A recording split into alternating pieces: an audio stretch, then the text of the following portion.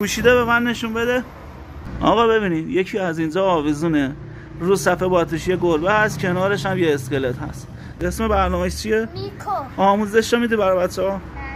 بریم رو صفحه گوشی آموزشش رو ببینیم.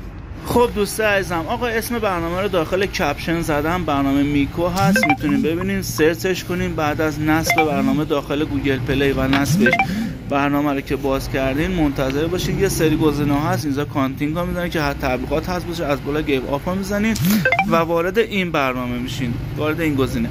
از اینجا یه سری آیکون و استیکر هست، انتخاب میکنین هر کدوم رو خواستین. از اینجا میتونین اندازش رو تغییر بدین، کوچیک و بزرگش کنین و از فلش های کنارش هم میتونین جابجاش کنین و هر جای مورد نظر، هر جای خاصی میتونین انتقالش بدین. من این دوتا استیکر رو انتخاب میکنم، براتون نحوه آموزش رو گذاشتم، هر جا خاصی میتونین بذارین و بعد از سیو کردن به این دوتا گزینه اجازه دسترسی رو میدین که ثابت بمونه، هیچ مشکلی هم نداره و از این برنامه میتونین لذت ببرین. حتما برای دوستاتونم بفرستین، لایک یادتون نره.